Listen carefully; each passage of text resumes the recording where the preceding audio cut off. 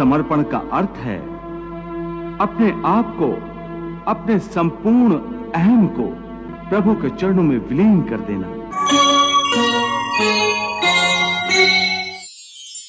ज्ञान का साक्षात्कार होने के कारण मनुष्य जान जाता है कि एक ही कर्म पुण्य कैसे बनता है और वही कर्म पाप कैसे बन जाता है।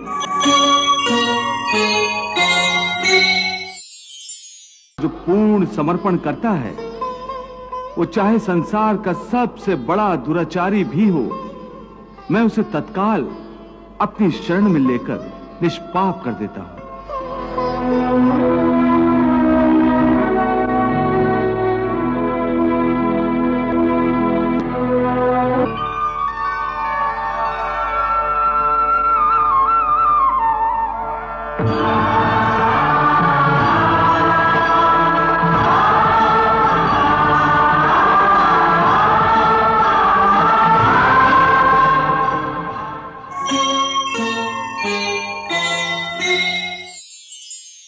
हे पार्थ, जैसे सूर्य उदय होते ही रात का अंधकार नष्ट हो जाता है, वैसे ही ज्ञान का प्रकाश अज्ञान के अंधकार को नष्ट कर देता है।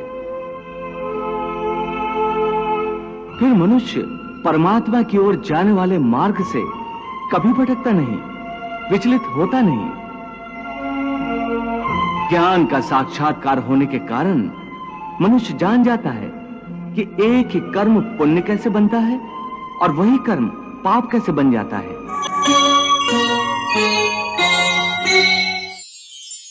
हे अर्जुन, तुम महात्मा हो जो दूसरों के लिए जीते और दूसरों के लिए मरते हैं।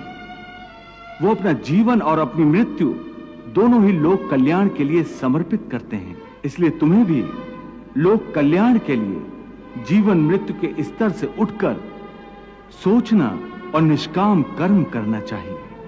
जीवन देने वाला और लेने वाला मैं हूं। हे अर्जुन, जो अज्ञानी मेरी निंदा करते हैं, मेरे बताए हुए कर्म योग को नहीं अपनाते, वो नष्ट हो जाते हैं। क्योंकि जो अहंकारी होते हैं वो अपने अहम से बंधे रहते हैं, इसलिए अपने आप को समर्पित नहीं करते।